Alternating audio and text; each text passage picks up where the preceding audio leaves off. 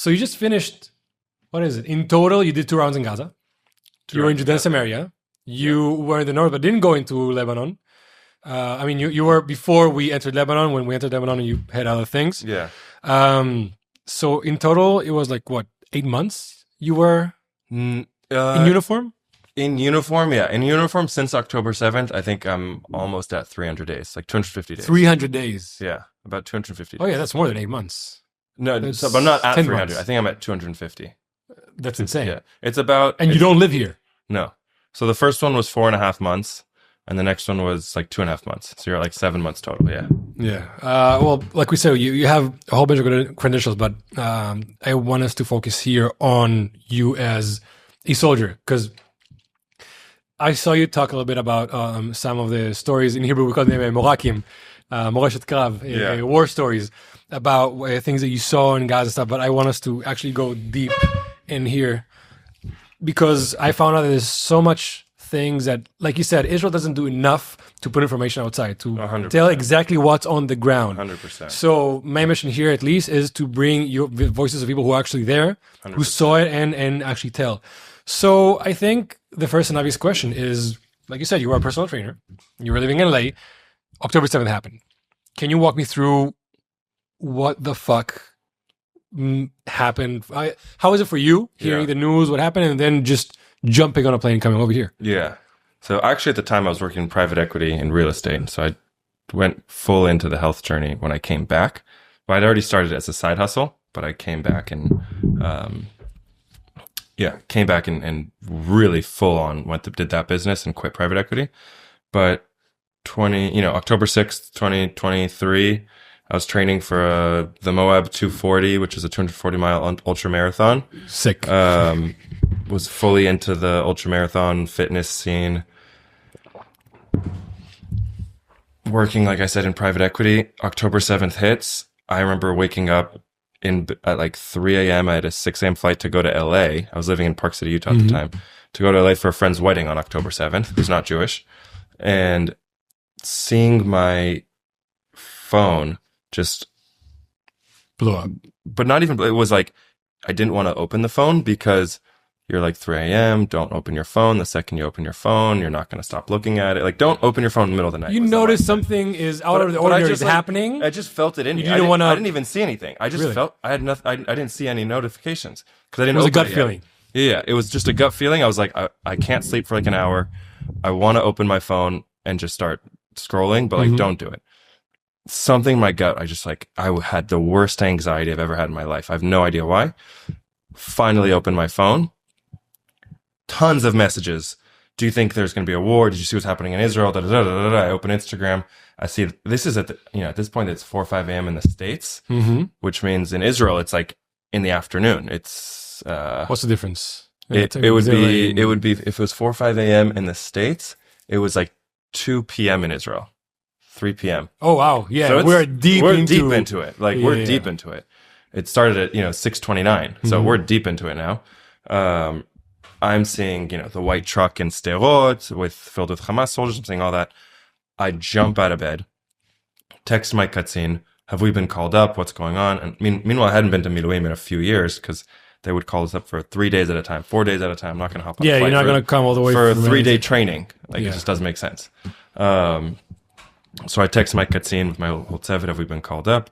He's like, we have, but, you haven't been in Miluim. There's, you don't have to come. You're no longer technically on the thing. And I don't even know if there's a spot for you. Like, there's a spot for you, but I don't know if we can actually make it work. I was like, I don't care. I'm buying a ticket. I'm going. I'm coming back. I'm coming. And that wasn't the time where 2 seconds later, he told me, like, we got you a spot. You're good. So I was already coming. But how do you, I remember in those days, like, Elad was having problems with everybody. So I talked to a family friend who, basically a donor, who just said, I told them that I want to go and that I'm trying to go. And she had reached out saying, have you been called up? I said, I am. She said, we're paying for your flight. Just find a flight. Let me know. Here's my card. Pay for it. Go. So that was that. It was very lucky, very easy. And I knew not to book anything but El Al because I knew everything was going to cancel. I just knew it. So I spent a lot of money on an El Al flight and, got over there a day or two later. But for me, it was that whole day was booking the flight. It wasn't I got that. I saw the news, and it wasn't, am I going to go? My whole family had asked me, why are you going? Are you sure? Maybe take an extra second of rest, think about it, see how it plays out. For me, I'd seen the news. We saw what happened in Sukeitan. I knew exactly that this was going to be a massive freaking war. Everyone knew it. I looked at them, I was like, we know exactly what this is. And at the same time, this isn't a matter of if I'm going, it's how freaking fast can I get there? Like, if I could teleport, that would have been my one wish. It's like, teleport me to my army base right now with my Tzevet. Not any other question of whether, how, if, this, that. It was just get me there. Because for me, it was, I already knew we were in a pivotal moment in history. Everyone knew this in the Jewish world and the whole world. The most pivotal moment in our generation by far. I knew how I wanted my story to be told. I knew, Yom Kippur War, First, Second Lebanon Wars. You hear your grandfathers and uncles and dads' stories and all that. You hear about all this stuff. You hear what Jews have done. You hear how Jews have stepped up. You hear that. I knew what I wanted to do. I knew what my story was going to be. You knew you were going to be part of this. This is, I wanted to be in the center of this as much as possible. This is why I was put on this earth. It's one of the many reasons God sends people on this earth for each of them to carry out numerous acts and to give back to the world. I knew this was one of my missions to be on this world. This is one of my purposes. It's like, I need to get there as fast as possible. And since then, since the last 2 years, it's been, how can I help the hostages? How can I help Israel? How can I bring the war back? Or how can I help in the war effort to bring peace? That was everything that I've put my mind, heart, soul, everything to. And clearly, my Noi, shout out to Leib, a lot of other Israel advocates and something happened on our collective mind that said, go, al. Mama. Something. Look, October 7th, I was just stuck to the news and my phone the whole day. What I did that day was watch the news and just start saving all of the horrendous videos because they said, I need to be Ed. How do you say the Ed? Like somebody who saw. Like a witness. I need to be a witness to this because I know they are going to doubt it or say it didn't happen, whatever. Did you screen record them or did you just save the post? I saved the videos and I found, because again, I never had anything to do with any of this. So I was on Gaza Now and whatever people send me on WhatsApp. I didn't have any extra sources or whatever. So whatever. Telegram was. Exactly. And I knew I had to be a witness. And the next day I was giving out blood and driving equipment, whatever. Because I've been let out of Miluim 7 years ago. Me and a few friends that were let out of the same team tried to come back.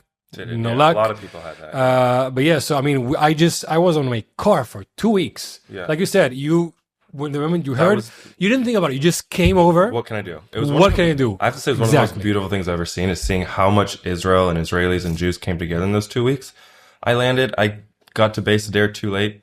There are trucks outside waiting to give food to soldiers, giving this, giving that. People I needed to get a drone to my Tzevik because we didn't have any drones. I texted the FIDF group chat, hey, I'm leaving. I need to find a drone. Does anyone have any idea how to get it? Friend of mine on the board had 2 drones delivered to my door within 2 hours. And there weren't any ways to buy drones at this point. My flight was the next morning at 8 a.m.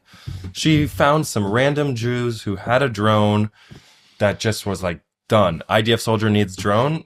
Put it in an Uber, sent it to the door. And within 2 hours, I had 2 drones ready for my flight the next day. It was insane what the Jewish world was doing. But you were driven to the northern front in the beginning. I mean, most of the army was sent north. Because Israel, for forever, and it's seen at how well we handled Hezbollah, was more scared of Hezbollah. We always thought, and especially being in Egoz, which is the unit I was in, Egoz is specially created by the IDF to combat Hezbollah and the Radwan forces in Lebanon. That's literally our bread and butter. Now we're commandos, so we have a lot more diversity. We have a lot of Gaza work. We have a lot of West Bank, Judea and Samaria. But when we landed, Israel was like, what are we going to do with Egoz? Obviously send them to Hezbollah, to up north, because if Hamas was able to pull this off, what is Hezbollah about to do? And we didn't know they weren't going to do anything, but we had to be ready on the front lines, ready to go if they were going to even move a centimeter. So we were there for 2 months. We had numerous missions already planned out that we'd been training for. Basically, if there's a war, you're going here. Let's practice to hit this exact town and village. We know what's there. We know this. You guys have to do it. All that had been planned out and trained for. After your team has been inside of Lebanon and they actually saw what was there, do you think you guys were prepared to encounter You're saying southern Lebanon pre the Beeper attack? Well, I think Beeper attack was part of the Army's general plan. I don't think you can take the Beeper plan out of it. Of IDF coming into Lebanon?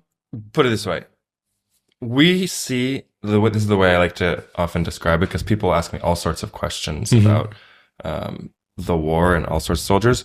Think of like a watercolor impressionist painting, right? Where it's like a bunch of dots. Yeah. Each team is like one dot, part of the IDF's bigger picture. So like the Beeper was a whole aspect of the picture of Israel's general plan to attack Hezbollah. It goes as one part of the plan.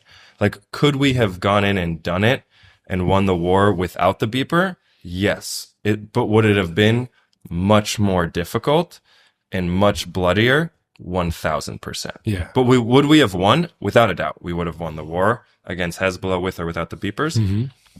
It just would have been 100 times bloodier. While you were in the north, were there any incursions, any Hezbollah members that did anything, tried to get in? By the time so my unit, like Egoz Sadir, had really bad, really big encounter with them.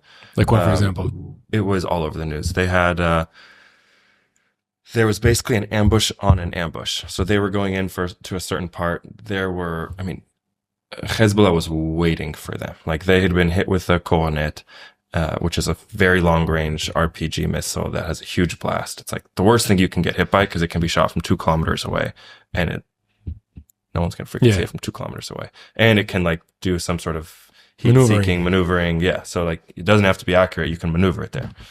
So they were hit with a Coronet. They also had like a MAG, which is a really big styled like gun, like a MAG equivalent, machine gun. That was stationed to like shoot us. So we got hit with the Coronet. Not me specifically. Egoz Sadir got hit with the Coronet. Right after that, everyone went to take care of the soldiers that were hit, which is the big mistake that you're taught to not do, because there's always going to be an ambush on an ambush. Almost always. If you look at most things in Gaza and in Lebanon, there were almost always ambushes on ambushes. And we've been taught not to go and rush like a bunch of flies because the second ambush is going to be even worse because everyone's in a big jumble. Yeah. First one is bait. They made a big mistake, I have to say it, but they made a big mistake to go do that. They were taken care of, and then they got hit again with another rocket and machine gun fire and all that. So they ended up having, I think, 5 Egoz deaths, 1 Ya'alom death, and a bunch of injuries. Took out almost entire Pluga. Yeah, because all of our eyes, when you're talking about the news and everything, we just talked about the Ahali Hospital and everything, we were all looking at Gaza. Even before the IDF went into Gaza in October 24th or 5th. But the Northern Front was also very, very hot. I mean, there was also fire, action, death, everything in the Northern Front. Oh, yeah. I mean, all eyes were on Gaza and Rafah and whatever. But those first few weeks, Hezbollah was pounding us. And they weren't going in physically, but they were pounding all the northern bases and outposts and whatever with rocket fire. And like, you can shoot a Coronet from 2 kilometers away, so easily from any of the woods there, and hit. Or they were sending drones to drop, mines and grenades, and IDF bases in the north were getting hit left and right. It was very dangerous, and no one was paying attention to it. Towns. I mean, I remember the north was 1/3 black from all the burning and the missiles. Oh, yeah. I went to Majda Shams when they Hezbollah hit those 12 kids. The Druze kids. Yeah, I mean, and this was like months after the war started, and things were still black. Wow. I mean, the amount of disaster that the Hezbollah did in northern Israel was insane. Massive. They destroyed Manara. Manara is one of the towns. Okay. It was, I think, half destroyed, 2/3 destroyed. Wow. No, Hezbollah's potential is crazy, and that's why Israel sent us up there. Even though it felt, less sexy. You wanted to be where the fire was and where the Gaza and the Hamas and all that. Israel was ready to go because they were very ready for anything Hamas was going to do or Hezbollah was going to do. Luckily, they didn't, and that's why in the end they there were more. Then they moved us back. There were more forces in northern Israel than inside of Gaza. And another thing that's being neglected and not talked about enough is Judea and Samaria, Ayosh. That's where we were sent after. So after we were in the north for a couple months, and then it felt quiet, and they replaced us with someone else. they moved us before Gaza to Ayosh for about 2 weeks. Yeah. And we had been in Ayosh tons of times in our normal Sadih 3-year service. But you trained for Hezbollah. We're trained for Hezbollah. And then you had to be in an urban area. Yeah, but I mean, if you think about it, you can't have a combat soldier who's not trained for urban warfare in this day and age. Even if you're going into the northern towns of southern towns of Lebanon, but up north, like by Hezbollah and Lebanon, you're going into town, you're instantly going to be in urban warfare. It's not like, so it's not like Vietnam style warfare where everyone's like, we're trained for that, but eventually you're going to go to a building and to a town. But even in our 3-year service, every IDF soldier, combat soldier, knows how to do urban warfare. It's essential. We're not Duvdevan, but we have a lot of combat with urban warfare experience, and now it's debate. Like, there's no, like, everyone's ready for Gaza as well. Yeah. Gaza's all urban. So Judea Samaria was stationed in Tulkarem.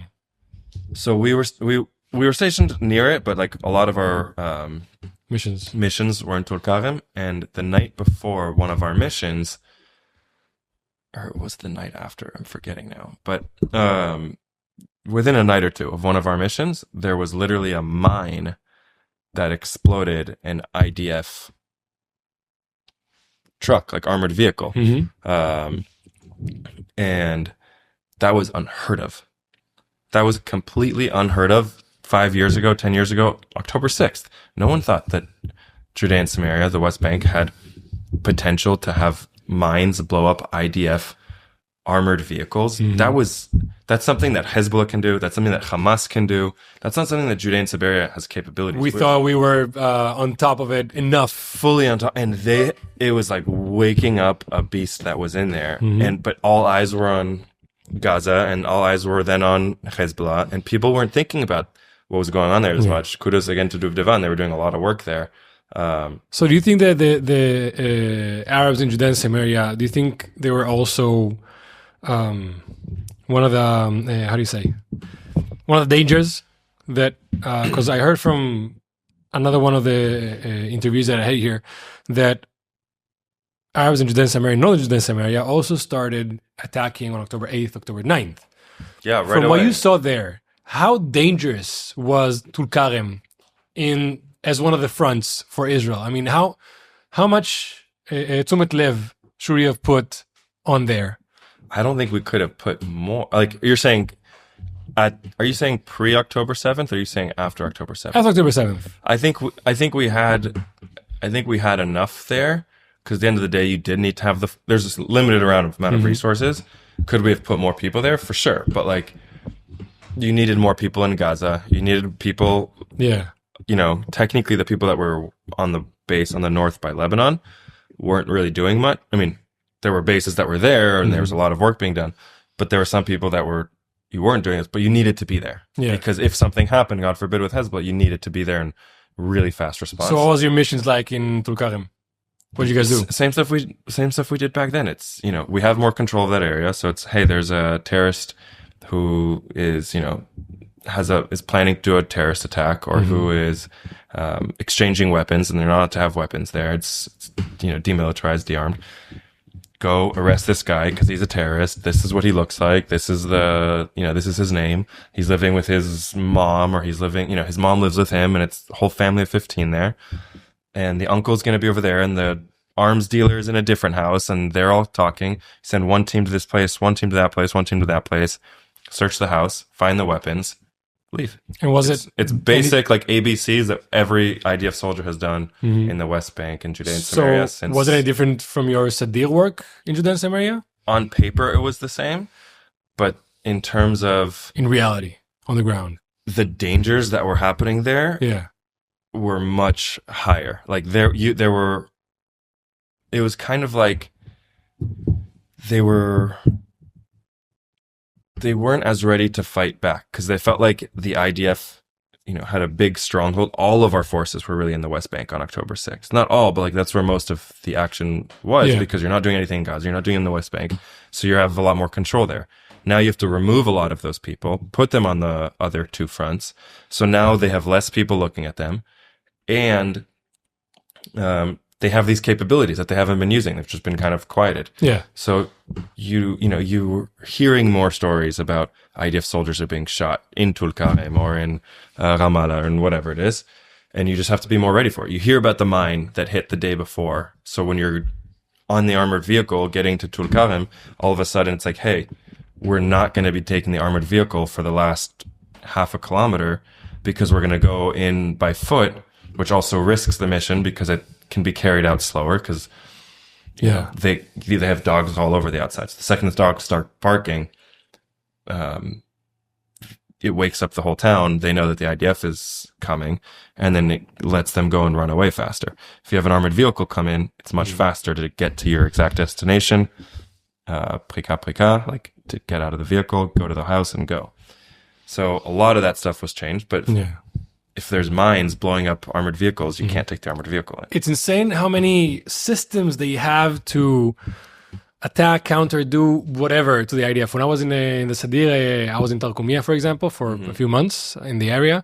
And wherever you enter the village to arrest somebody because he saw a car, he had plans for a terrorist attack, whatever it was. Yeah. When you start getting close, you already start hearing the whistles. You have kids at 2 a.m. in the rooftops. Yeah. You get close. You already start getting bombarded with bricks, with stones. Yep, I mean, at 2 a.m., these kids are not sleeping for school. They are waiting to help Molotov their cocktails. Palestinian Islamic Jihad, Hamas, Fatah friends, whatever. That's happening. Yeah. All that's happening, it was just more of it because they weren't as scared. They were like, wow, look, like they're like the IDF has a weak spot. Look what just happened to them. Like, we can do this. Yeah. So they felt this confidence to break out and fight. So after seeing all those capabilities, you just said before on October 6th, we had so many soldiers in Judea and Samaria. Yeah. And then October 7th happened. And you're saying suddenly we find out that they have mines. Now you're seeing they have rockets. Do you think we should have done a bit more before October 7th? Or we should start doing more in Judea and Samaria to, I don't know, for security wise? It's a good question. I think, look, it's hard to know how much more they could do because I'm not on the intelligence side. I know that we go in very often. There's all the international pressure of how much can you go in, how much can you control, and all these different things. And there's a degree of, they're probably getting better and better and better at hiding this stuff. Like, that is it true. could be stuff that was sitting there underneath the house, dug up for ages, and we just didn't know about it because they weren't talking about it because it was a secret. Just There's like only so much you can know and control. I think, what I do think is that what Israel, there's only so much you can control there. I think what Israel does in Judea and Samaria, it's a plan that isn't perfect, but it works to the best degree possible to defend Israel and the Jewish people and Israelis. And it needs to be replicated in Gaza, quite frankly. Yeah, with the different variables that we have right now, politically, socially. Are there better solutions? For sure. Yeah. I can't think of one. I'm sure they exist because it's far from perfect. But it's the best one we have right now. It's a guy on my team who's Mamash Smolrani. Even said it, and in my personal opinion, he's like, look, October 7th changed him as well. He's still Smolrani. He's still, lefty for anyone who doesn't understand. Yeah. But he'll even say it. He's like, look, I don't like what's happening, but it's the only thing that guarantees our safety and security. So 100%. It's not a good plan, but it's the only plan that's proven to work to a degree. Yeah, we're gonna move down now to Gaza, but before we do, like after I've been hearing so many accounts from soldiers and people on the ground, my opinions are starting to shift more towards. I mean, I understand there's international pressure. I understand there's a whole thing with civilian stuff, but in the end, we've been in this situation with Judea and Samaria for 60 years now. And it's not getting any better. We just react. In the beginning, there was nothing. Then first Intifada. Yes, thank you. First Intifada, and we put the checkpoints. The second Intifada, we put this. And now we're seeing they have more and more weapons. I mean, we can just keep closing our eyes and playing the defensive or just reactionary game because in the end, more Israelis are dying, more Arabs in Judea and Samaria are dying. So this doesn't work. So in my opinion, I think we need to act harsher. My last episode here, I had Rudy Ochman, and he said something that I really liked. He had a post. He had like an 8-minute post a week or two ago. Yeah. That was like very controversial, but like very interesting. But I mean, I think these are the hard truths that we have to start talking. We need to be harsher with our enemies and nicer with the people who want to work with us. Because, I mean, he's right. It's not 100% of the people in Judea, Samaria, and Gaza that want to kill us. There are some people who just either don't care about us or want to live peacefully, whatever it is. We should give them whatever they need and want. And anybody who acts against Israel, we should act much harsher towards them. This in between, not being nice to the people who are pro-Israel and not being super harsh with the people who want to kill us, is just leading towards putting more problems under the rug and more people dying. Yeah. So in my opinion, we should go... It's similar to, anytime, like let's say with Gaza, if you're allowing we have this conversation all the time. You'll have the people that are more right-wing in my Tzevet are more ready to just enforce that yellow, red, whatever you want to call it, line to the T. And there's me, who is like the more smolani relative to them, and more humanitarian, if you want to call it, or more whatever. And it's like, they're basically saying like, look, if you start letting them come closer and closer and closer to the border, and you're not actually shooting them to kill them, you're not like, I'm like, look, if they get there, even if they get a little past the border, shoot kiru yeri, kiru al-khaka, which basically means shoot in their area to scare them, and they're going to go away. But then they're going to know, and they're going to start sending more people and more people and more people. If you shoot them, they're going to know that that's the freaking line that you don't cross, and it's never going to be crossed again unless it's from someone who doesn't want to, who's trying to do bad things. So it's two ways to look at it, of like, you're doing something, you're pulling the trigger, but it's going to prevent future things, or you're not pulling the trigger in the way you should, or maybe, in the most lethal way possible, because you don't want this short-term damage, but it may cause much more damage in the long term. Look at like what happened. Look what happened on the GHB, like the humanitarian area. Yeah, there was a few weeks ago that huge rush where you had all these people rushing to get food, and it was a huge balagan, and then you needed to start, like, I think the IDF was even shooting a bunch. That happened because they didn't take control of the actual area. And they were being weaker, and they were allowing more things. So eventually Hamas was like, we're going to freaking storm this place. And then when Hamas stormed, there were a bunch of people storming. So citizens started storming with it, and it became a balagan. But if you just drew the line very, very clearly, and it was like, if you fucking get close to this thing at the before the time you're allowed to, before 9 a.m., if you cross this line, which it's a very clear line that's been announced, if you cross it, you're going to get shot. No one's going to do it. But if 100%. You start being nice and playing in this gray area, boom, the whole thing swarmed, and then that's when you saw it broke all over the news. IDF is shooting civilians at the GHB, and that was the bad thing. So you have news-wise, totally like we said in the beginning, you're totally spot on. You have to just be very harsh on whatever. News-wise, like we said in the beginning, we need a stronger front on the news side. But like you're saying, physically on the ground... We don't even need a stronger front. We need a strong front. we need a front. That assumes that we're already strong. The Ministry of Hasbara was closed. It was the first ministry to be closed after the war started. That was the first ministry to be closed. The office of Hasbara, I think like a month or two into the war, was closed. Who was that? I can't remember the name right now. Wow. But Matan Peretz also, I had another podcast before the war, which we did like 3-4 episodes after the war. And he came over. You know Matan Peretz, the comic, the comedian. It's in Hebrew, if anybody wants to go see it. But he says that his miluim was in Kiryat Arba, in Hebron, guarding the perimeter. And he said, in Hebron, for example, also, after October 7th, the Arabs from Hebron also tried to uprise. And on their first serious attempt to start some shit, because when people outside of Israel think of Hebron, they think of the 3% that is shown to them, where the Jews are allowed, people are not aware that 97% of Hebron is only Arabs, and Jews, it's not Israelis, Jews are not allowed into Hebron.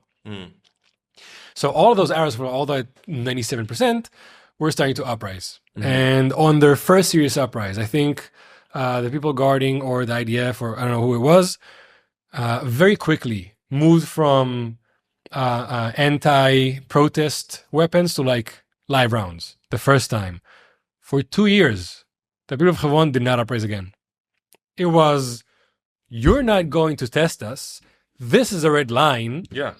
No. And it's Hebron, one of the hottest places in Judea Samaria, they didn't try it anymore. I don't like the word uprise because it connects it to this revolution, and that we're like negatively dominated. You're right. It's my limited knowledge of English. It's vocabulary that puts them in a revolutionary, we're the oppressor Israel kind of mindset. So what would you call it? Attack. Yeah. It's break the agreement. Like there's an agreement of what's allowed. That's with the Palestinian Authority. There's agreement of what lands are there. There's agreement of like I know what you're saying. Where they are, and that's agreed upon. And you don't see Israelis going. I mean, except for the crazy Mishugayim. And they're a whole other problem that I can't stand, and we've had to deal with. But with the exception of them, you don't see your average Israeli going to attack them, which is. Leave us alone. Leave this. I agree about the word attack. They're just attacking. They're not uprising. Yeah, because for me, maybe the word attack is a more military thing. Yeah, I was looking for like a violent protest or one of those. Yeah. So after Judean Samaria, you were there for a couple of months, right? You're saying after October 7th? After Judean Samaria. No, I know. After October 7th. No, it was like 2 weeks, and then we went straight to Gaza. And then you went straight to Gaza. Now I'm dying to know. Yeah. You had a lot of training. You did the things. You were in the north. You were in Judean Samaria, and then you actually go into war zone Gaza. What is the feeling being in the vehicle, crossing that border, and entering Gaza? What's going on in your mind? Every combat soldier listening to this can relate. The amount of times you've played it out in your head, the amount of times you've been trained for it, the amount of times anything like we are literally special forces. Combat soldiers. We have gone through so much training for war. Nothing compares to actually being in there. Not like no Call of Duty, anything. Like it is a full-on war zone. You get in there. For other missions that we've done in the past, you check our equipment. We had checked our equipment for stuff that we did in the north, stuff we did in Judea and Samaria. We were ready to go. We felt confident with our equipment. I must have checked it like 3, 4, 5 times that morning before we go in. You look at your friends and you're like, I don't know if I'm going to come back with this person. Like you literally looking with your friends, like, I don't know if I'm going to walk in with this person again. And I wrote like on the bus over to the border, I literally wrote like my own letter to family and friends as if I died of like, all these different things. And I deleted it afterwards because I thought it was bad luck. Like when I got out and the war was over, or our part was over, but going in physically, getting on I remember we were also huddled outside, first doing like a big chant and a rally, but also just this moment of looking at each other's eyes, like, I love you, I'm here for you, I'm ready to go, like, let's fucking do this. Like, we're ready, we're scared, we're hyped, we're nervous, we're very stable and confident. It's all these different emotions happening at 100 out of 10 level at the same time. And it's really hard to explain.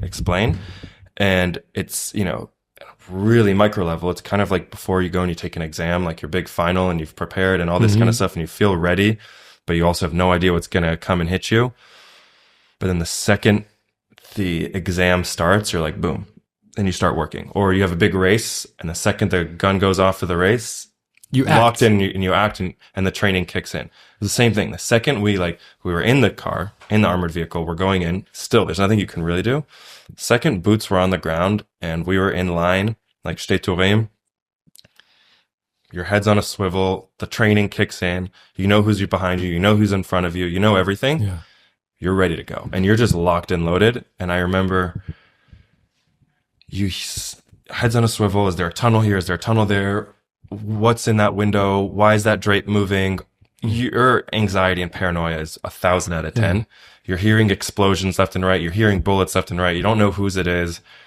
And you're just going, marching forward. Once you had boots on the ground, you're already inside a war zone. Yeah, you're marching forward because you have no other option. You're marching forward. Yeah. Because that's what you got to do. And eventually you get used to it. Like, it got to a point that you're still on a swivel and you're still... Were you in a closed vehicle or like a Hummer?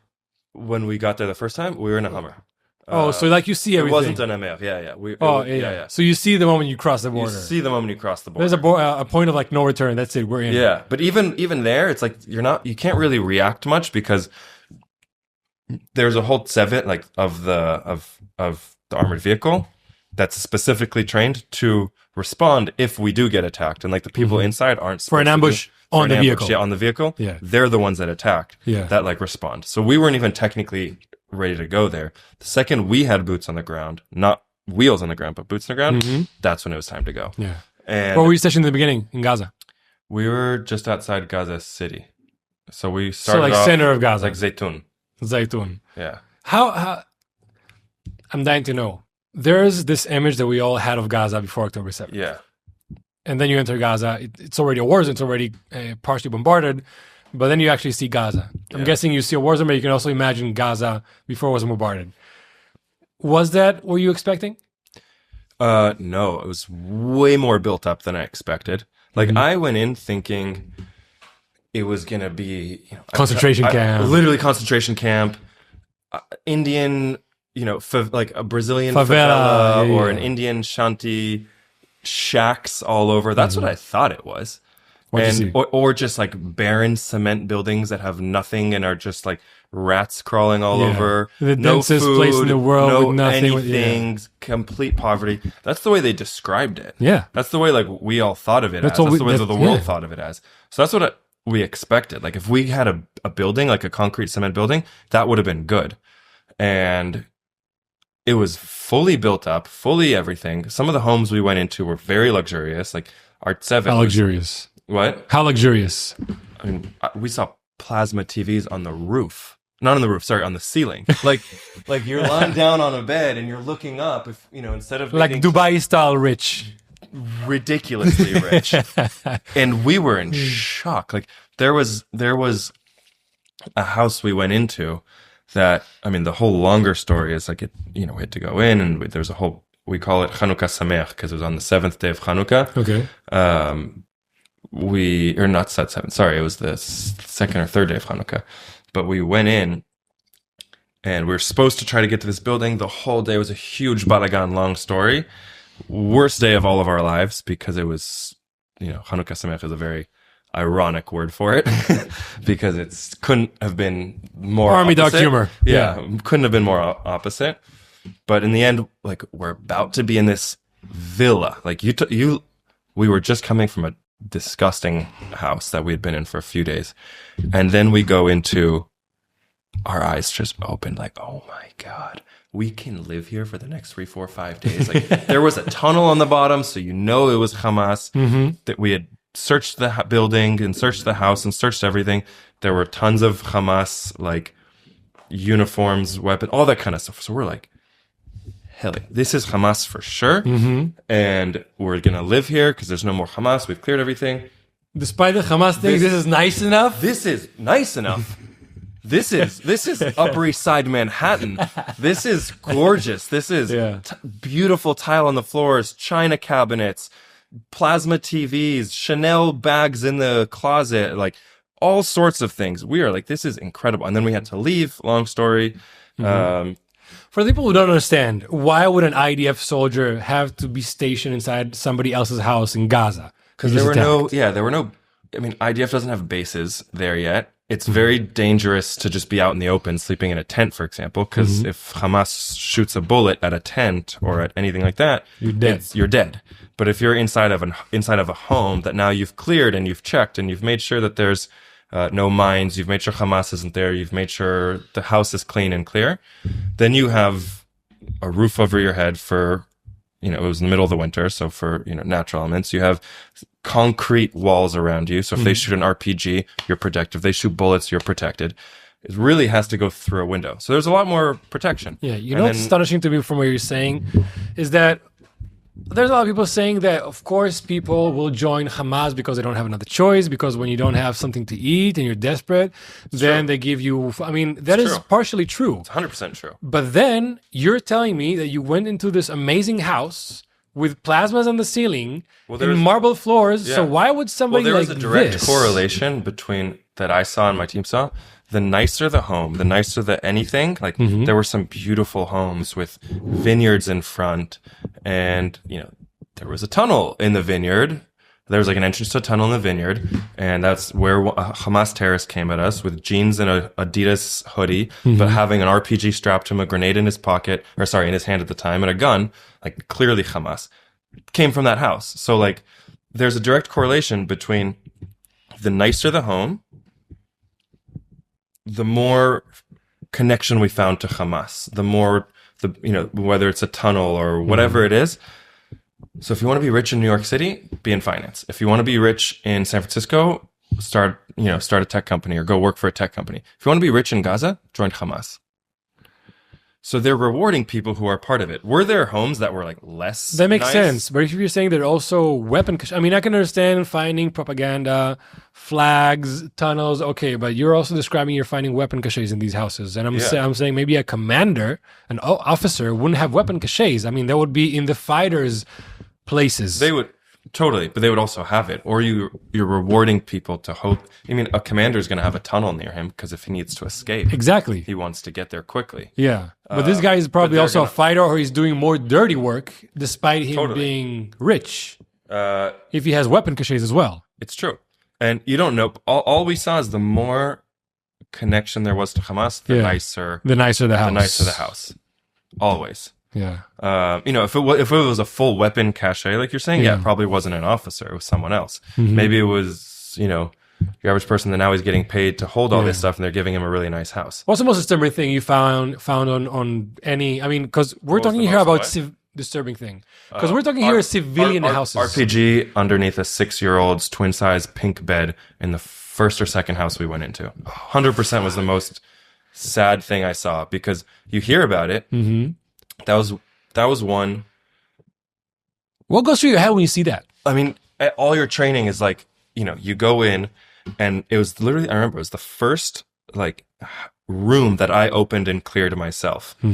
And you're going in and you're trained, and I thought it was like concrete buildings and this and that. And you see it's like a proper house. It's no longer a drill, concrete, empty house. But you're going in, and I turn the corner, and I'm like, it's a pink twin size bed. Looked like my little sister's room 20 years ago. So you just feel this like human element of like, oh my God, these are real people. This is real this is real that. You're not what am I doing anything. here? Yeah. And then you go and you search because it's part of your training, and you lift the bed and you're like, holy shit, there's a freaking RPG in here. And it's not the 6-year-old girl's RPG. It's her dad's, or maybe Hamas came afterwards. Who knows what the story is. But there's a freaking RPG underneath a 6-year-old girl's twin-size bed. That was the most disturbing. Because even in our side, that was the first most disturbing. There were 2 or 3 other ones that were incredibly disturbing that I have to mention. Number 2 was the very, very end. We were in, forgetting where it was now, but basically we were helping secure the area so that a different special forces unit could go and carry out an entire mission to try to find a huge tunnel complex that had a massive intelligence compound underneath it. And we were hoping, like, we didn't know, right? There was just intelligence that this would be there. And it was supposed to be like the data center of Hamas. And we're hoping to find it, but at the same time, we're literally searching underneath a middle school and an elementary school. An UNRWA middle school and an elementary school. So this tunnel, like, of course, there's like, on one side, on one block, there's an UNRWA middle school, then there's a little alleyway or road, and then on the other block is an UNRWA elementary school. And we're digging in the alleyway in between. Well, not we, but they're digging the alleyway in between to try to see and get to this tunnel. And you're partially hoping you find it, obviously, but also you're like, I hope they are not putting their largest intelligence compound underneath a freaking middle school and elementary school, or building an intelligence compound on top of their thing, whichever came first. And they find this massive tunnel complex and this massive intelligence compound underneath the middle school and elementary school. So like that was incredibly disturbing. Then we go into that middle school and elementary school, because you saw the complex underneath? We didn't go underneath. Yeah. We didn't go in because we're not a tunnel unit. But they told us that we found it. And then we go into the middle school and elementary school because now there's tunnels and openings all around that. How do those schools look like? They look like normal schools you went to? They're perfectly normal. What's sad is that they have a huge map of Israel, Palestine, whatever you want to call it, without the 1967 borders. Like it's all of Israel with the river to the sea, from the river to sea, and Gaza in one big thing without any borders surrounding it. Palestine. With Palestine on it.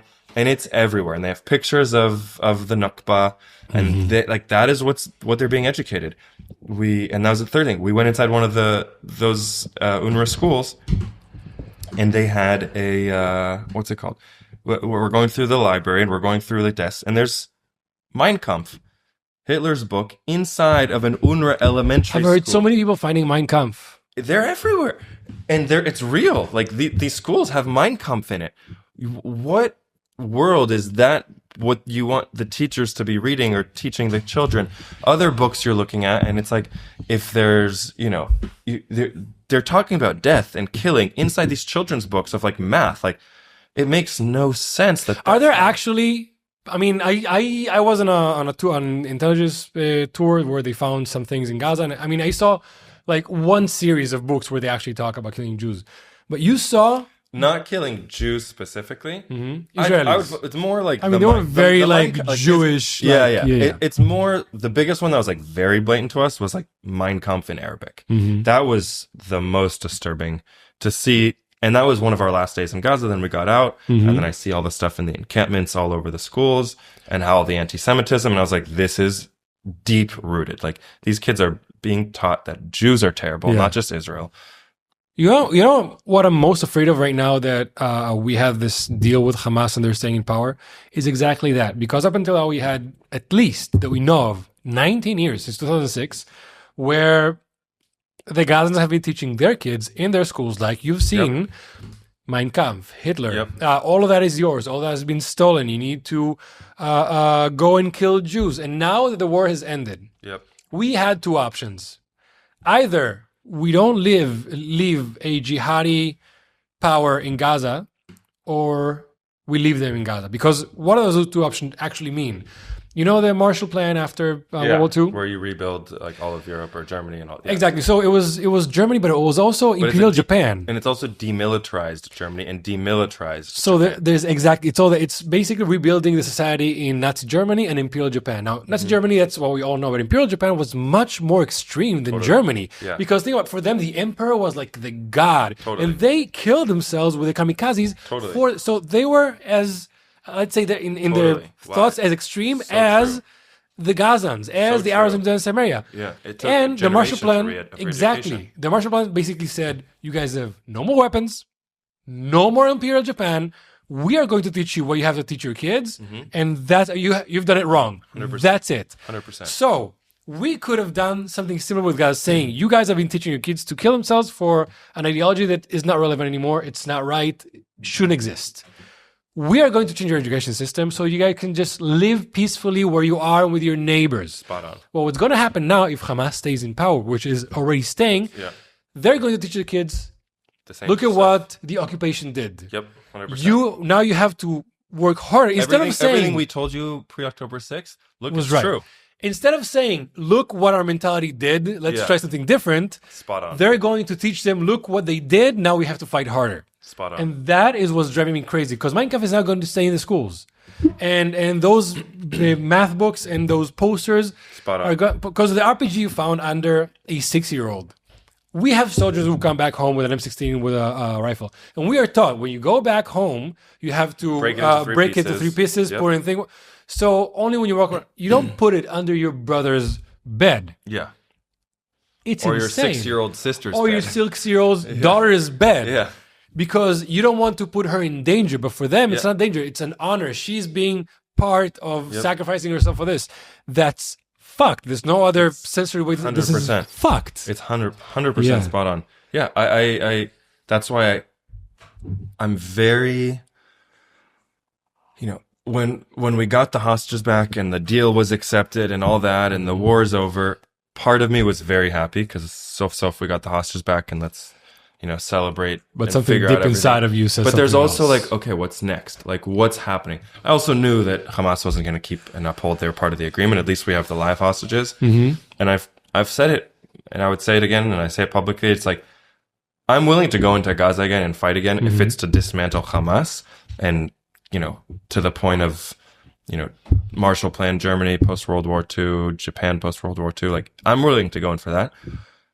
To go in to retrieve bodies of hostages, like no, I'm not going to go and like then you take out my body and a hostage's body. Like it's not worth it. As sad as it is, and I would say it to and I don't think any mother of a dead hostage would want soldiers to go in just for the body. But if it's to dismantle Hamas, if it's to make sure that Israel is safe, and Gaza is safe, because Gaza's not safe under Hamas rule. No. So if it's to make sure that Gaza You and see, no, they're Israel are massacring safe, their own people, left and right, 100%. in public. 100%. So if it's to go and make sure those two places are safe, send me in. Like, I'll do it. I'll postpone work again. It doesn't matter. It's worth it. I'm going to say something that a lot of audiences might not like, which is, I think, is Israel's weak part. Like we said with advocacy before, that we don't look at the bigger picture. And like we said, we're putting a red line, like this cannot happen again. We have been now for 2 years, because you're talking now next time, the next hostages. That mentality will bring another war, another hostage, because if we were already 2 years in Gaza, we should not have What left. happened last time? Exactly. But we had a weak spot for our live hostages, for our dead hostages. We had a weak spot. Very weak spot. A very weak spot. And instead of saying something hard, that's saying, look, I know these people were taken against their will. I know they're not their army. I know they've been suffering there for 2 years in the tunnels, being tortured. We know the hell on earth that we're going. But there's a red line. We cannot have an option that Gaza goes back to what it was. 100%. Regardless of 100%. what happens now. 100%. Because we went on the streets for the hostages, we put international pressure, and now we have a deal that the hostages came back, but Hamas is going exactly where it was. Yeah. And right now, we had yesterday, for the fourth time since the ceasefire started, people shooting at IDF soldiers in Rafah, okay? And I think another soldier died from a sniper rifle. Yep. There were 2 a week ago, and there was 1 yesterday. Do we go back to war? Do we say, you guys broke the ceasefire, this is done?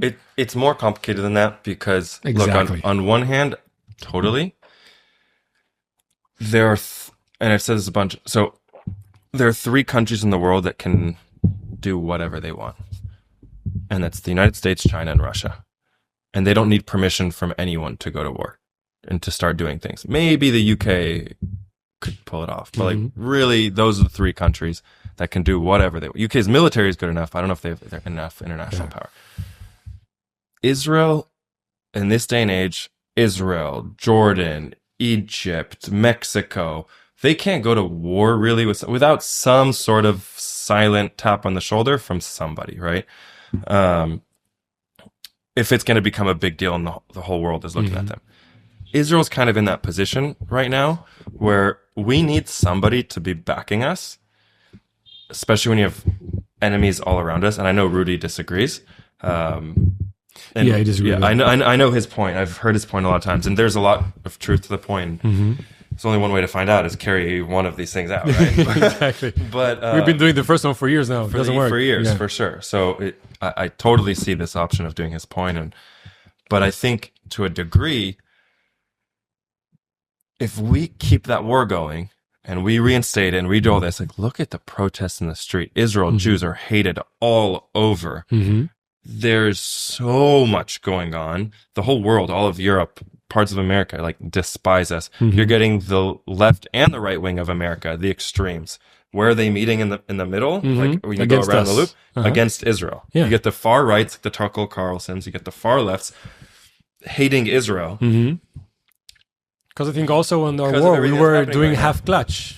Yeah, and In Gaza they're and looking at outside. the numbers. They're looking at the 50,000 deaths. They're looking at all these things. The human heart is naturally going to be emotional. Hamas is sacrificing their civilians, using them as human shields. All the things. At the end of the day, we need some sort of support if we're going to keep operating the Iron Dome and keep protecting Israel. It's really hard to continue this war at this current stage with the whole world's eyes on us. So You're right. It's this like, do Maybe- you go and finish the job and just Yeah. have everyone hate us, and maybe you lose the United States support and you're literally like the hated country of the entire world, but you finish the job, you completely destroy Hamas, there's going to be another who knows how many Palestinian deaths or Gazan deaths? Or do you back off a little bit and who knows what happens, and maybe Hamas builds up again? Maybe. And then you have to do the whole thing again in 10, 15 years, and there's more Maybe hostages, I'm and, like, politically naive. Who knows? Maybe I'm politically naive, but I think the 51st state mentality is bringing us to that demise. Because when you look at people that already done similar things, Ben Gurion, Golda Meir, like saying to the United States, fuck off, we're doing this because this is what we need. And they did it, and they brought results. And now we're saying, you're right, we'll do whatever you say. True. So I think there is a way. We can play chicken with the United States, because I think the United States Well, that's why needs us I'm here. also happy that we have our live hostages back now. And like, they keep That is breaking 100% it. true. They keep breaking the ceasefire agreement, which they've already done since So many since times. the beginning. Like, we still don't have all the bodies. We were supposed to have the bodies on hostage release day. All the bodies were supposed to come to us. And they didn't. And they haven't. They've crossed the yellow line numerous times. I, with my own eyes, have seen them cross the yellow line numerous times in the last 2-3 weeks since the hostage return. They've broken the agreement a ton of times. They've attacked IDF soldiers on bases. We have the green light in my eyes to go and, 100%. finish the job. Doesn't mean, but on when your we second do that, round now, we need you to were there. control the narrative. We need to hit it first right away. We should 'cause be more need to on be the, top of not so defensive, but offensive, not so reactionary, but more active. Yeah. Exactly, the narrative. 100%. Now, in your second round, you were there on the yellow line, protecting. We secured the perimeter for the hostages to come in. We were the first IDF soldiers that the hostages saw when they came in. 7 of them. The first 7, it was like 20, so 7, 7, 6. Yeah. We were the first soldiers that the first 7 hostages saw coming into Israel. How was that? The most emotional, incredible experience of my Really? life. Like, I don't know if my wedding or kids will even come close. I mean, it was 2 years worth of work and sacrifice, and I feel privileged that I got to be there. And every IDF soldier, in my opinion, would have paid tons of money to be there and have that opportunity, and deserve to be in that position, because everyone sacrificed. And I just felt lucky that my name was pulled out of the raffle, so, for whatever the expression.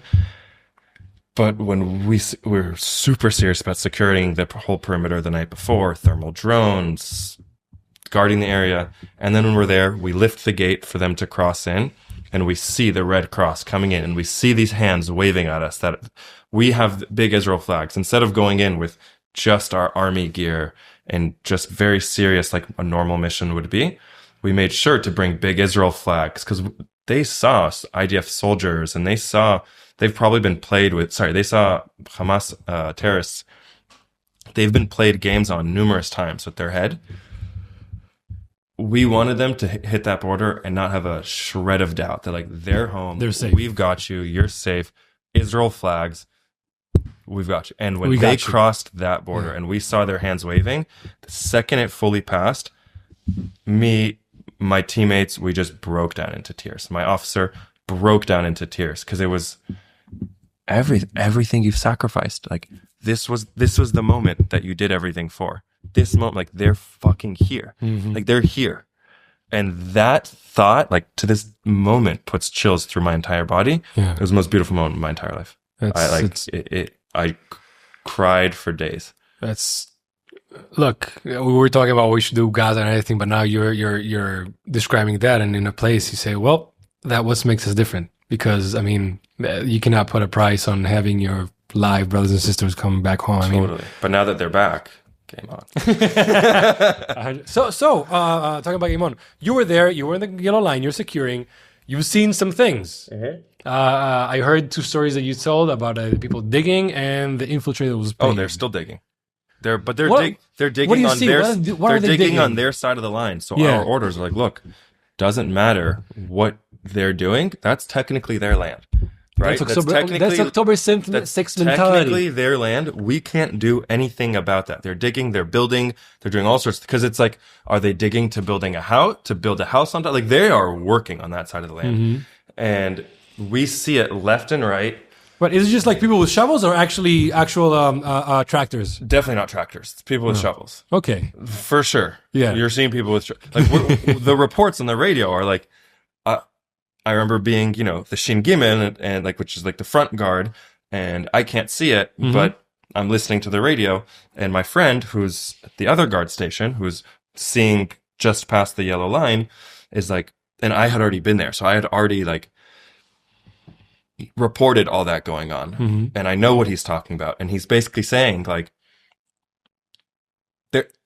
they are digging. Like, he's reporting to the Hamas, like the central command. I see them digging within 100 yards of the yellow line. What do we do? What? Like, can I shoot not at them to kill? Because that's technically, can we do? And like, nope, we're not shooting. Israel is holding its side of the agreement. It's their land. They can do whatever they want on their land. That's literally what our orders are. You see, also, because they feel safe enough to come unarmed 100 yards from the border in front of you guys And dig. to dig. And then they they're feel cro- safe in they're there al- because they know we're not going to do anything. They also sent someone across the border, Mm-hmm. literally across the yellow line, and like there's the yellow line, and then there's this main road that's about 150 yards past the yellow line. That's like very clearly past the yellow line. Mm-hmm. And he got to that. That's like the kav, like the red. How does red, the yellow red line actually look on the ground? What, like, you're there? Because I've heard different reports. They're in the midst, at least where we are. Mm-hmm. There's not they're in the midst of actually building something, Mm-hmm. but it could be temporary. So they're not going to build this massive gate, right? Obviously. But are there anything on the ground using yellow that says It's this a is the yellow general line? area that's known. There isn't an actual like line right now. They're in the process of building it and figuring out how to build it. Mm-hmm. But about 100 yards from there is a road that's like very clearly. Oh, so there is something on the ground. Oh, there's a physical road. Yeah. And it's 100 yards within Israel, New Israel, of New that Israel. line. Yeah. It's it's a proper road you can drive on. You can do whatever. It's a dirt road. And you had people try to cross it? And there was someone who crossed it like fully, and even another 50 yards within our area of that. So now he's 200 yards within the yellow line. So what do you do when you see somebody going to cross it, trying to cross it? Like what are they're their crossing, like trying to cross that part, like you shoot around because they've already crossed the yellow line. So you shoot in the area. Yeah. You're not shooting at him, but you shoot in the area. There are And stages. basically, tell him like, fuck off. get the fuck away. Yeah. Like you're shooting within 10 yards of them. If you hear bullets and you're seeing something hit within 10 yards of you, you're going to run away. And then there's someone that crossed the actual line, and then we shot him in the leg and brought him back, arrested him, and he was paid by Hamas to go and cross the line. How do you know that? Because he told us. He told you. Yeah. As I say. We arrested him. We brought him in, interrogated him. Not me. Not me. It was just a normal civilian. I don't know. That he had anything on him? I think he said his brother was in Hamas. Yeah, no, but he was like dressed normally. Unarmed, on anything. But he crossed the line fully, right? If anyone is crossing the border. After you shot around him, after you screamed. A war, like after we shot around. All the warnings. And we didn't shoot to kill. Yeah. Right? We shot his leg. Yeah. Because after the warnings, you shoot the legs. After the warnings, shot the legs. So we shot the legs. We arrested him, interrogated him. He was paid by Hamas. I think his brother or uncle or someone was in Hamas. I can't remember what. And they paid him to go cross. You mentioned before on your first round in Gaza. I think in one of the mentions you said a guy came out of the tunnel with jeans and Adidas with an RPG. Yeah, he didn't come out of a tunnel. He came out of by the time we saw him, he was just running at us. Jeans and Adidas hoodie, RPG strapped to him, grenade in his pocket. What was that story? We were searching a certain building, and there was this walled perimeter around it, and we're just doing our normal thing, searching an empty building, what ends up being, which is 99% of what you end up doing in Gaza, and just making sure that Hamas isn't there. Yeah. And the guy who was on our team, who was guarding the front gate, is making sure that no one comes to attack us. And all of a sudden, he sees just past it a guy in jeans and a hoodie with a gun on him, like strapped like this. And then he didn't see the RPG, but he saw a guy, an Arab guy with a Kalashnikov, without an IDF uniform, with a Kalashnikov, running straight towards us. Very clear IDF was in the building. Boom, boom, boom, shoots him. It's already supposed to be a war zone or closed war zone where you guys are. That area, no one's living. Like that is weeks of you're not supposed to be there. Yeah. And the guy has a gun on him. Like he's running to us with a gun. So weeks you're not supposed to be in that area. Very closed war zone. Yeah. The heat of the war. This is back in very January clear, 2024. We're talking a year. Oh wow. Yeah. Still in the beginning, the high point of the war. Very high point of the war. And in an area that no one's allowed to be in for weeks. It's been dropped the leaflets, dropped the dud bombs, like the fake bombs. Tanks have been in there. IDF troops have been in there. Half the build, like in that particular area, many buildings were destroyed. You got to be very prepared to survive in that place for that long. You're not supposed to be there. Yeah. Yeah. So he's running at us, armed. We shoot him, kill him. Then you go and you search the body. He's got the RPG on him. He has a grenade in his pocket. He has tunnel maps in his pocket. He has a radio on him. Obviously, he's carrying the gun. Like that is a Hamas soldier, as clear as day. Yeah. So we're not going to leave that so that if the Red Cross comes, they're like, oh yeah, no, he's definitely a Hamas soldier. You take the RPG, you take the grenade. Like you don't want that most likely before Red Cross comes, Hamas is going to come and take whatever they've got of him. They're going to take anything that's left on him. So we took the tunnel map for intelligence. We took the radio for intelligence. We took his ammunition and everything so that they don't have it with them. Now what's left? A dead body. A guy with the jeans and Adidas. Black hoodie. So anyone comes by and they go, oh, dead civilian. Right? If you see a dead civilian, like, you're going to think dead civilian. But we know that was Hamas as clear as day. And that's what they all are. And none of them are, and we know they own uniforms, because if you look at any the ceremonies, of the they have the whole thing. They're in uniforms. We know they own uniforms because we searched their rooms and their houses, and they have uniforms nicely folded, untouched inside their closet, but they don't use the uniform. It's insane because also on the videos that they post, you know, they have the videos with like the Hamas logo and the green background, and then you have like with a red triangle before it, they kill IDF. They show themselves in civilian wear, digging and putting explosives with the RPGs, whatever. I think there was in the beginning they had this famous sniper, the guy with like a long black gown. I don't know. They try to make a character out of him. And he was running around also in shoes, in normal wear, and a big Dragunov sniper rifle. If I were to be filmed on camera in representation of the IDF as a soldier, all that, you're going to be in uniform. Especially if it's going public to the whole world. Because you have to differentiate yourself from normal civilians. Doing a workout video on social media on base, on my IDF base, like that's one thing.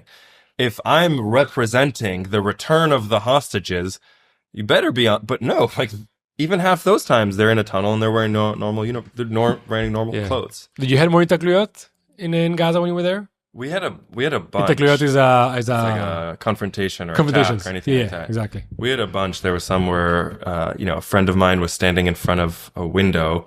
It was this, something called Pratnov Bolet, which basically means like the part of the area that's very much standing out. So it's this massive 9, 10, 12, 15, whatever it was story building. It's very like Eagle's Nest. Yeah, very white. It was the center point of the entire area that we were in. You see it from a mile away. It's if you're at any building and you're going to look on the horizon, that's the first building you look at. So you don't want to be there. Yeah. That's like literally what you're not supposed to, you don't want to be. They can shoot you from anywhere. But there was intelligence that it was, there was a lot of Hamas activity there, so we had to go search it. There was also a staircase going up, and that staircase was exposed to the north side. There's one staircase going up. That staircase was completely, like the walls were completely destroyed and exposed. And it was exposed to the north side. Israel had been coming from the south for that particular area, which means anything on the south is generally searched. Clean. So it's cleaner. Nothing's fully clean, but cleaner. Anything in the north, like IDF hasn't been there. Very exposed, very dangerous. Hamas is there within a few buildings. Probably. And you had to go up and we had to go up the stairs there. So we go up the stairs. We're like 7 stories up, whatever it is. Yeah. And each time you go up the stairs, it's very scary, and you're going up. Then we're on like the 7th floor, searching the floor. Clear. Friend of mine is in front of the window facing the north side, and he's a very good soldier, so he gets this gut feeling of like, and this is a few weeks, months into the war, where we're like, you're getting more normal and comfortable in this war zone in Gaza, so you're letting things slide that you probably shouldn't, and he's a very good soldier, so he gets this gut feeling of like, I shouldn't be doing this, I shouldn't be here, I'm very exposed to the north side, the window, this, that. He goes into a kneeling position in this room. Right after going into the kneeling position, boom, sniper rifle just above his head where it was. And then 2 RPGs on the window of where, like, that he was exposed to. 2 RPGs, half a foot, 6 inches away from each side of the window. Boom, boom, explode on the cement. So it was... So they were aiming at him. Aiming at, knowing that we're in that building, because we've been going up the whole time, knowing an IDF soldier's in that particular room, because... he was seen. Luckily, they missed, and I was just next to the door, right? So, like, if one of the things went in, huge explosion. So you were next to the explosion? Well, no, because we felt it because because it exploded next to the window, but the room itself never got exploded because these huge, heavy concrete walls, and it was the RPG that they shot just wasn't strong enough to penetrate. So what goes through your mind at that moment? But if it had gone a foot to the left or right, depending on which RPG it was, it would have gone through the window. It would have exploded the entire room. My friend would be dead. I would probably be injured. A bunch of my other friends would be injured or dead. And we just got lucky. Like, we got lucky. There's a lot of instances where you just get lucky. So you're there in that room, you hear the explosion, you see where it was. What goes through your head in that time, in that moment? I mean, first you're like, is everyone okay? Yeah. Right? Like, you got to be like, what the hell happened? And then, then you're waiting for orders because everyone understands. And you cover the perimeter. You don't want to be fully exposed because they know where you are. So if you pop your head out, sniper's going to hit you right away. So now you have people in other windows ready to like fire back. And then, there were too many people in there. So you don't even think, you just do. The drone was already, there was a different drone in the sky, like a very special IDF drone that was now searching all the, you had main command now. They were searching the entire area, historical footages. Where did the rocket fire come from? They shot at the building. Like, we knew that they were That's there. a near-death but they're experience. probably in a tunnel already. Like, they're probably already in a tunnel. They came to shot and escape. But now we have to go back down this 7-story staircase that's fully exposed to the side that we just got shot from. That was one of the scariest moments ever. Because you're like, they know we're here. And there's a sniper out there. So they can shoot any of us as we go down this thing. So it was very strategized. Were you running down? We were running down in pairs, very organized pairs, running down at once. But it's also like, it's not like, exposed, but only from the waist up, and there's a railing to carry and hold. Like, no, it's just like a cliff. And it's because the wall was destroyed. Yeah. The whole staircase is filled with rocks rubble, whatever. So you're not like nice, clean entryway to run down and you can have a slip railing. and fall any second. No, you can slip and fall any second. If you slip and fall, you're falling over a 7-story building. Like, you're dead. So if you go too slow, you may get shot at. If you go too fast, you may trip and fall and die from falling down. You're scared going down that thing. You're very scared going down. That sounds horrible. It was miserable. Sounds horrible. But yeah, the other crazy story that we had, where we never got shot at, but it was a civilian encounter. I like telling this story because I tell it in every speech I give because it's so blatant about what Hamas is doing, what the IDF's policies are. We were in a mignan, which is like a home, a compound that we've now taken over. Cleared it, safe, all that. We've built out our infrastructure so that we can live in it safely for the next 3, 4, 5 days. 2 days, whatever the mission ends up coming to. And we've, probably 80% into build. No, at that point we had fully built it out. We're now decompressing, about to go to bed. People are starting to take watch. We get intelligence that there is cell phone activity from a known Hamas operative in the building across from us, like 30 meters away. Like, literally you look across and it's like right there. So we go, my officer and I go to the window. We're seeing, and you see, like, it's pitch black out. There's no electricity anywhere. And the windows are all shattered. So you see a cell phone screen. Everyone knows what a lit up cell phone screen looks like. You see it through the window. Okay. Cell phone activity from a Hamas operative over there. We ask them, is there any other cell phone activity in the area? Anything, civilian, any sign of life anywhere in the area? Again, the IDF has been there for weeks now. Yeah. Tanks have been there. The completely closed war zone beyond the red black line. Don't be here. We're a good kilometer away from anywhere that they're supposed not just warnings, already active war zones for and weeks now. It's not even like they're just on the border, right? It's deep inside. Yeah. You should not be there. So we ask, is there any other activity? No. Great.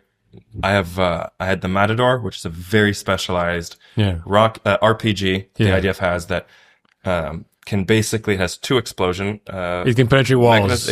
It'll have a mini explosion that penetrates the wall, and then a second explosion that just blows up inside the room. It's crazy. It's not bringing down the entire building that you see these videos about.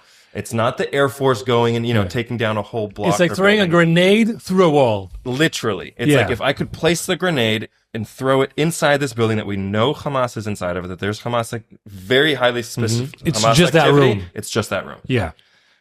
And we ask higher intelligence, like we ask higher command, do we have permission to shoot this rocket inside this specific room? And because there wasn't 100% guarantee that there weren't civilians in the area, permission denied. So now we're in the building across, about to go to bed. Hamas, or whoever's there, somebody's there. We know someone's there. They know that we're here because the IDF has clearly taken over that building, been building it out, all that. We're going to be like, shit. Like all they have to do is shoot an RPG through the window, and You're screwed, done. and you're done. So what do you do? So the whole night, we've got extra people guarding that, having all eyes on that building. Obviously, the other parts of the building were secured. But you're going to bed like you have no idea what's going to happen. Nobody is near the windows of that building. Like everything was cleared out from that building. And then you go to bed not knowing. Eventually, first thing the next morning, we plan a mission to go in and search the building properly with troops, which must be noted. Your average person would be like, oh, of course you're going to go and send a military in to search that. But it's like, why would we put ourselves at known risk when you can do other things? I'm letting you finish your story to exactly say that. There's two ways to look at it, and you're like, yeah, you're soldiers, but it's like, it's a known risk. There are other ways to prevent soldiers' harm to do that. And they're in a war zone that's known, and you shouldn't be in there. So no civilians should be in there. Any other army, you look at American army, Canadian army, European army, they would just bomb that place and take. Yeah, why would you risk your own people's lives? So we go into the building, and a few floors up, we end up finding a family. Now that how big was the family? Gazan, I think there were like 10 of them. Oh wow! Like grandpa, kids, mom, all that. Uncle. It was like a Arab family where they just have everyone in there. Deep inside the war zone. We're still deep inside the war zone. Deep, at least a kilometer inside the war zone, at least. And the dad of the family, once we took the family, and at first they're very compliant. In general, they were very compliant. They're not fighting back. They didn't start shooting at us. They didn't start getting aggressive. So we're like, holy crap. Thank God we didn't shoot this poor innocent family. They maybe didn't want to leave their home. Who knows what it is, right? There's a million excuses you can hear. We start taking them out. We start leaving the house. We're going to bring them to a different part of, we're basically bringing them to field intelligence, which from there, they're going to get sent down to Khan Yunis or Rafah at the time. I can't remember where. Yeah. One of the humanitarian zones. Yeah. One of the...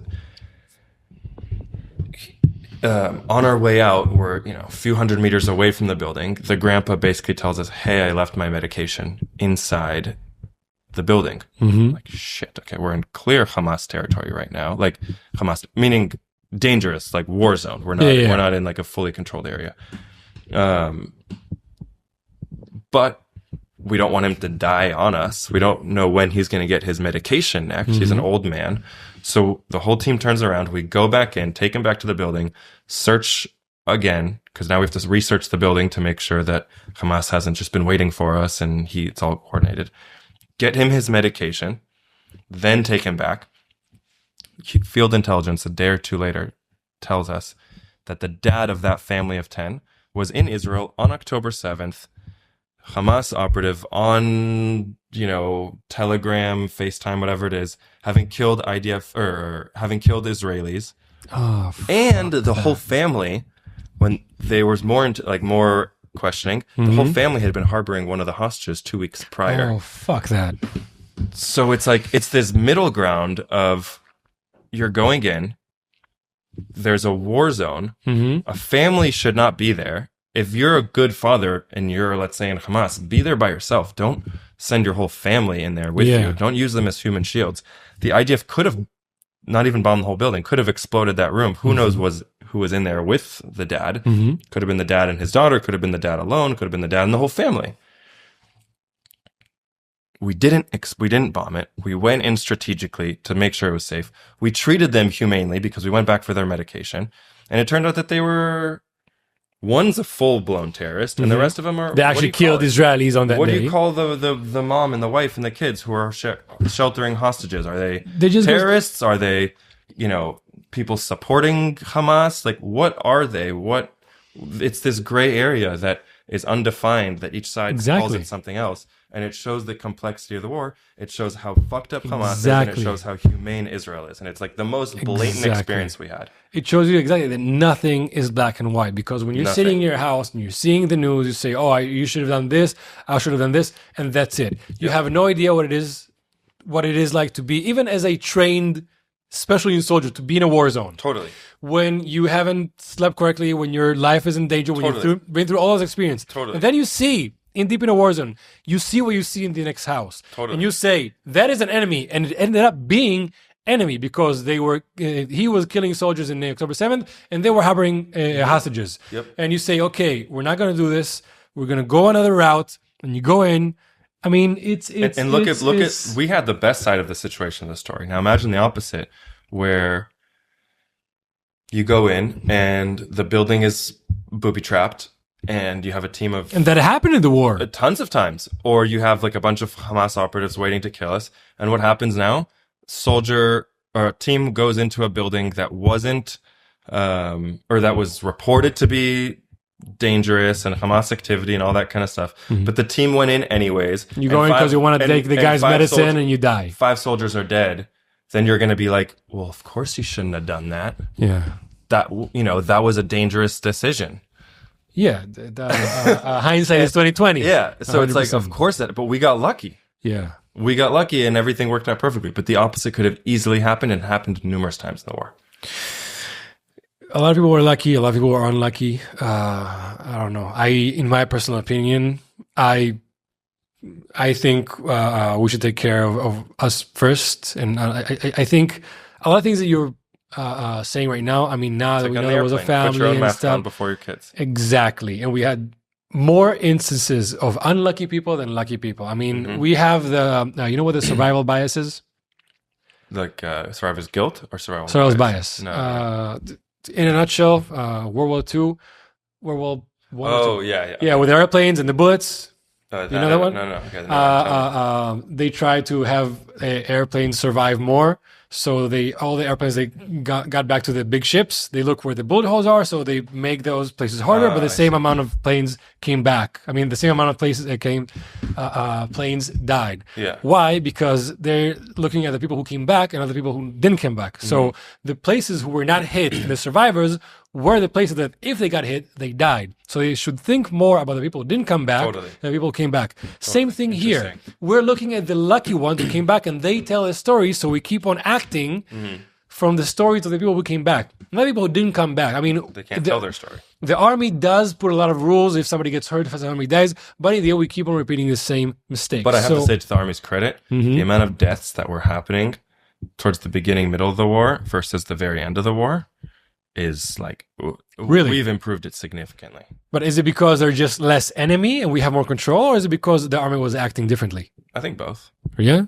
I think both. Yeah, the army's acting. Also, the army is like taking much more precautions. Everything is moving at a slower rate. So, like, really? for example, if slower rate with like physical IDF soldier advancement.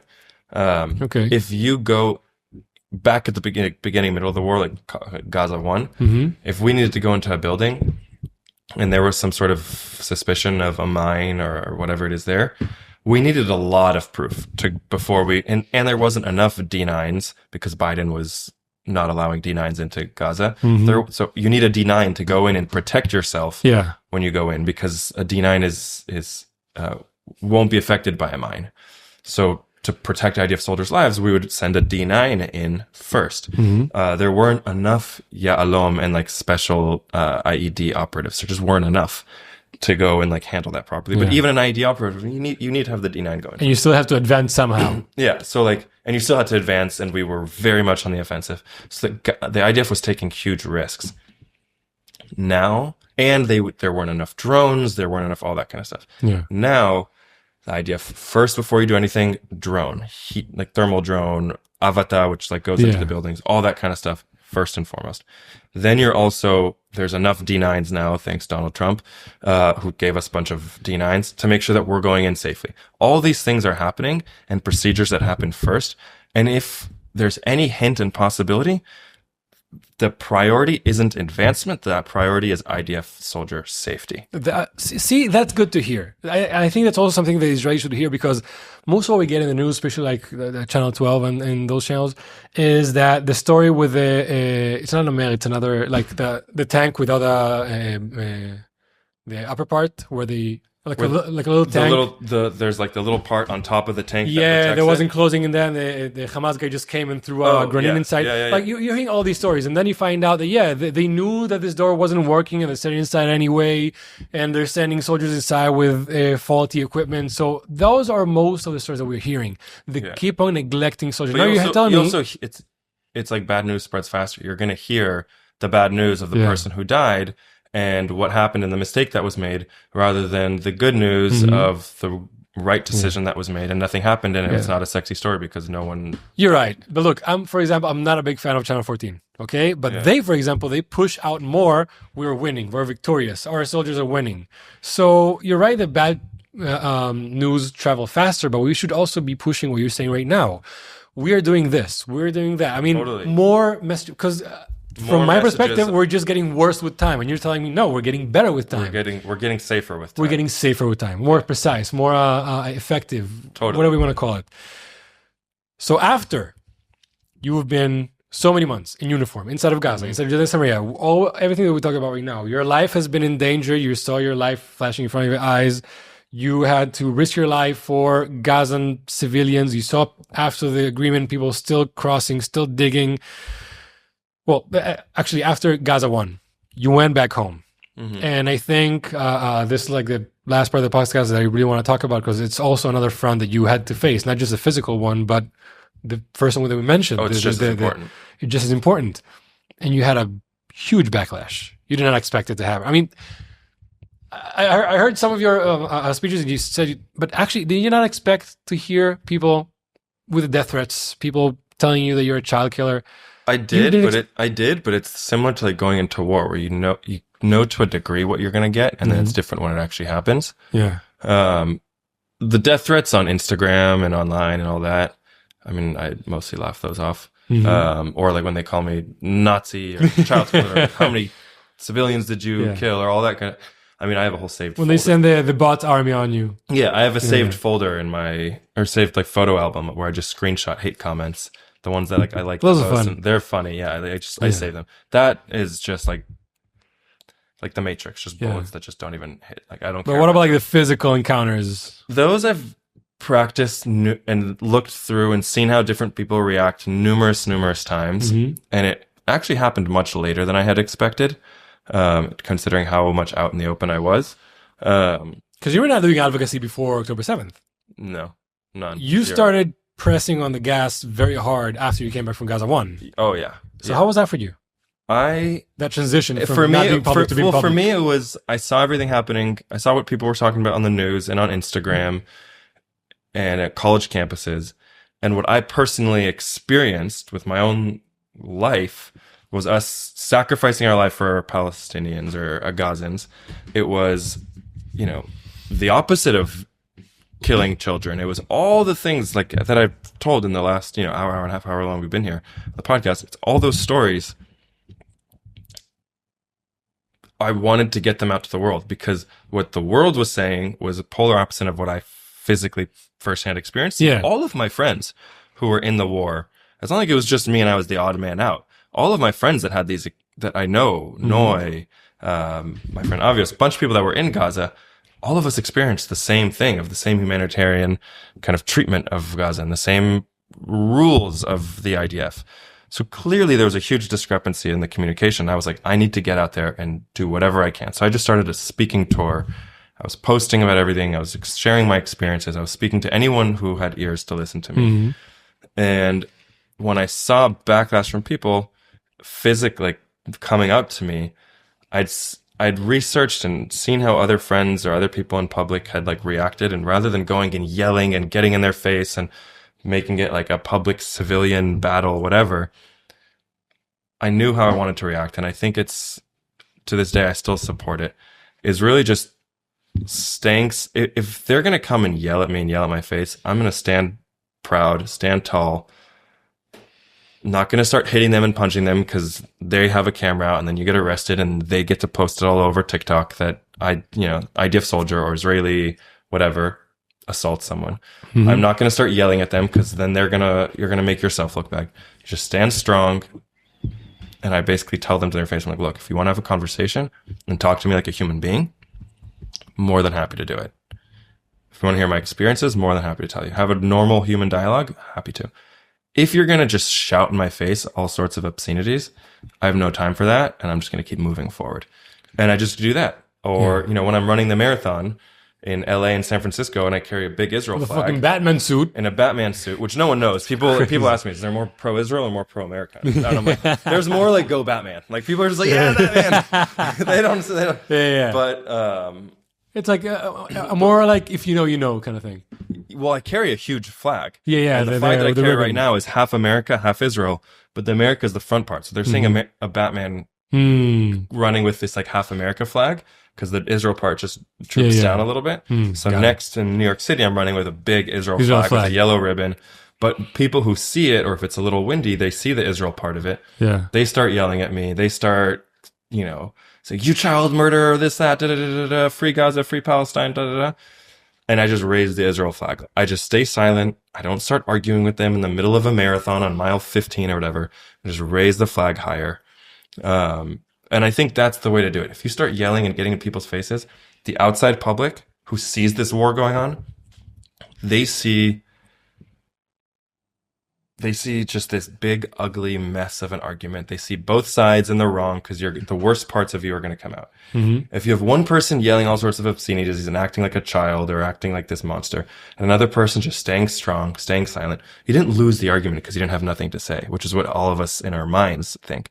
You didn't lose the argument because you had nothing to say. You won because you didn't stoop to their level. And that's really what I try to do, and just bring the human out of everyone. 100%. One guy came up to me mile like 20 of the San Francisco Marathon, has his phone out. He's a runner, also running the marathon. Yeah. Arab guy. He was from Afghanistan, I think. He comes up to me and he just like has his, selfie thing on videoing. And he goes, what do you think of the genocide happening in Gaza? It's like, and I started having a conversation with him. Luckily, my friend is on his bike cheering me on, recording me at that moment. It was I just wanted B-roll content. And he was filming at that moment that the guy came. The biggest chance of luck. And we had a whole conversation. And I basically told him, I was like, look, civilians dying is bad. I'm not here to tell you it's good. Explain my whole side. Explain everything. And I was like, by the way, have you heard of the Bebas boys?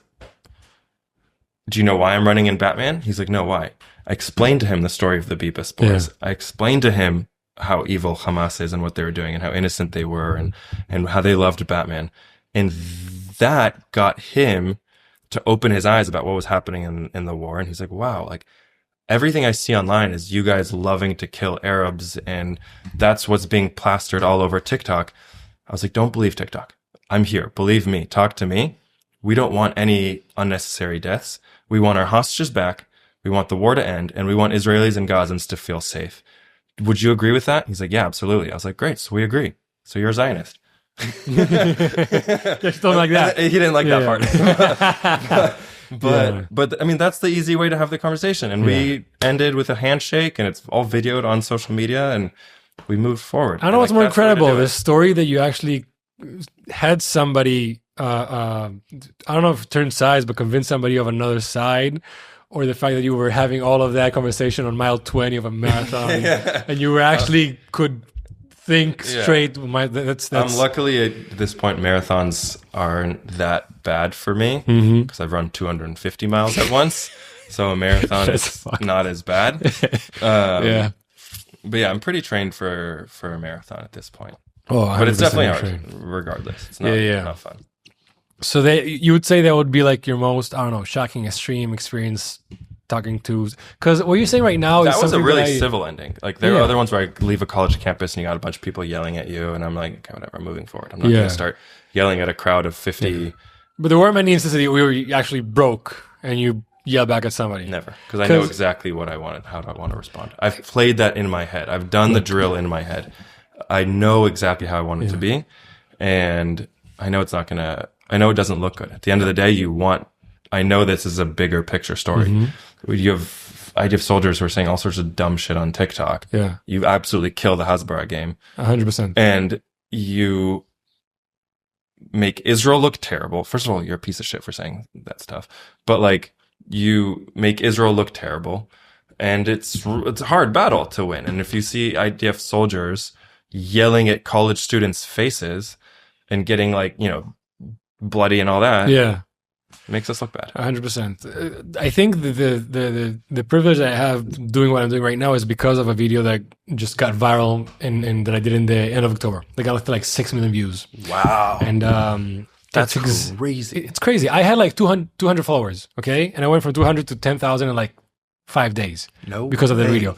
And I think one of the biggest reasons that I've been told that why that video was so viral was exactly because I was one of the first videos that wasn't screaming at the other side. Totally.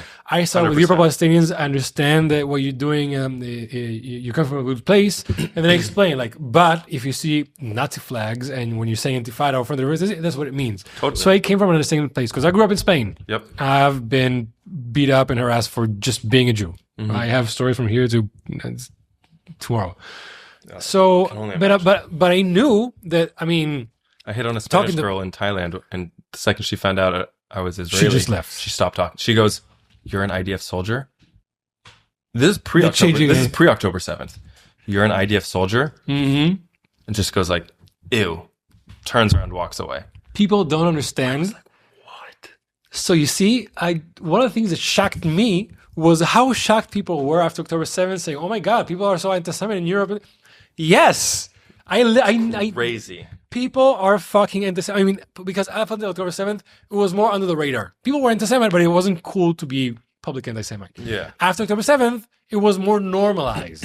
It wasn't more people, it just was more normalized. Totally. So yeah, but I know that most of those people, I can completely understand why they think the way they think, because I've seen their news. I see what they teach them. So I know exactly why they think that way.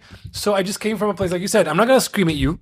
I know you're seeing images of people dying. Yeah. And you want to help them. 100%. 100%. But here's the other side you're not being told. Here's 100%. the rest of the truth. Which you probably haven't seen because the TikTok or Instagram algorithm hasn't sent it to you. Exactly. So you don't even know. So most of them have no idea. And mainstream media is telling you all sorts of shit. So you don't even know it. Yeah. It's literally like you're just ignorant to it. Yeah. So we're not talking to the, let's say, like the bell curve. Yeah. We're not talking to the extreme on the side already. No. Not worth your time. We're talking to the big bulk in the middle. Yep. That probably just saw one side. Yep. And you're saying, look, I can understand 100%. But like you said, I'm here. Talk to me right now. Yep. And I think that's exactly the way to go. 100%. 100%. So, yeah, I mean, Eli, we've been here, I don't know how long now. It's been a very long podcast. Yeah, I hope everyone listens to it. I mean, if you've made it this far, shout out to you. Thank you. No, 100%. I think we touched on most of what I really wanted to talk.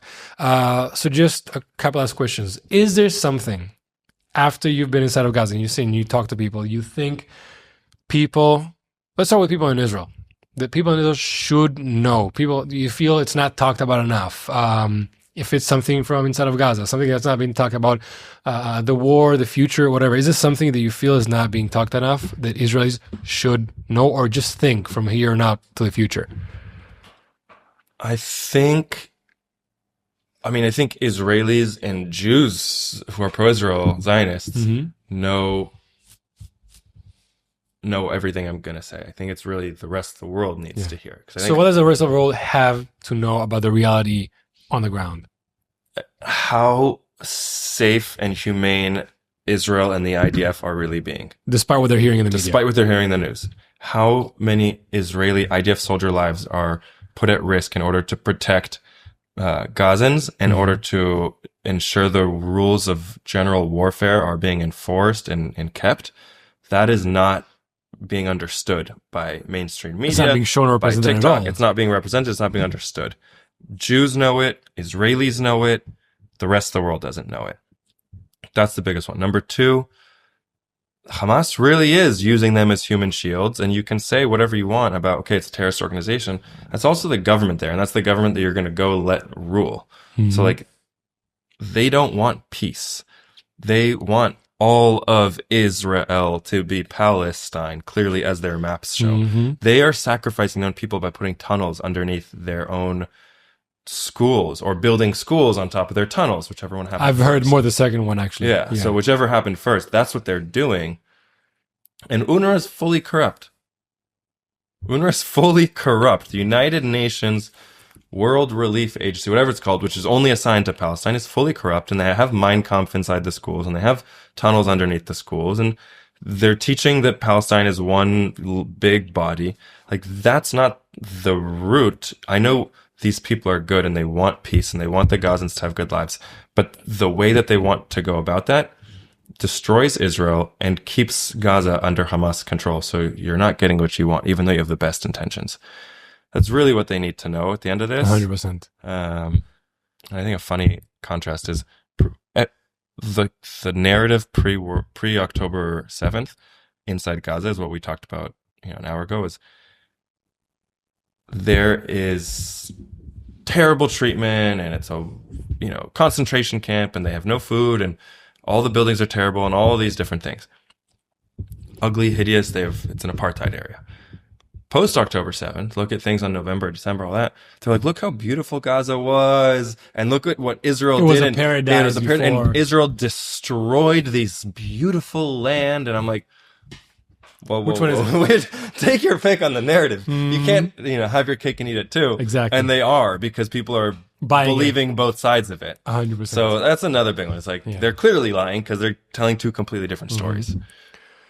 100%. So, Eli, tell the people, if anybody by chance is watching right now and doesn't know who you are, first of all, where can they find you? Yeah. And what are you working on now? What are you expecting? What are you doing right now? Totally.